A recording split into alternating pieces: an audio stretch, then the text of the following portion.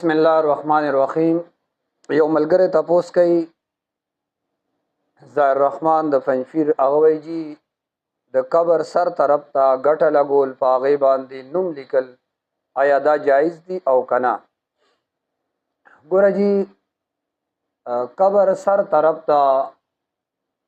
ګټه کېښودل یا قدبه لګول بطور علامت دا جایز دي او که چېرته نوم هم ولیکلی شي د هغې د پاسه نو دا هم جایز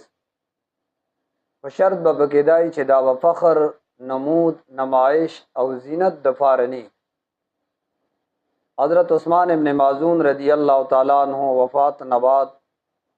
نبی علیہ السلام د هغې په قبر باندې سر طرف ته ګټه کېښوده او بیا نبی علیہ السلام وفرمایل زه به د دې په ذریعه باندې د خپل رور قبر هغه پیژنم. ضرورت راغی نو ضرورت په بنا باندې بیا نوم لیکل هغه هم جایز دي، لیکن کلمه لیکل یا د قرآن کریم آیات لیکل دا خو بالکل جایز نه دي، ځکه دې سره د کلمې او د قرآن کریم د آیاتونو بې ادبي کیږي. مفتی عبدالرحیم صاحب رحمه الله هغه فتاوا رحیمیه په هغې کې لیکلي دي که چېرته خاص ضرورت و، مثال په طور باندې قبرستان نشان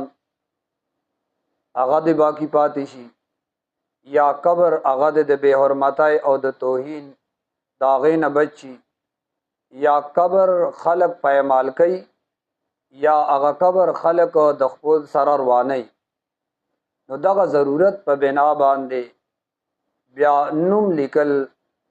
قبر څخه ګټه لګول په هغې نوم لیکل تاریخ وفات لیکل د دې گنجائش ته، ضرورت نه زیات لیکل په هغې باندې جایز نه دي. قرآن پاک آیات خو بالکل جایز نه دی او دغ کشانتې بعضې خلکو اوږده اوږده اشعار لیکلي نو دغه ټول مکروه دي. بعضو خلکو پې لیکلی مرکد مبارک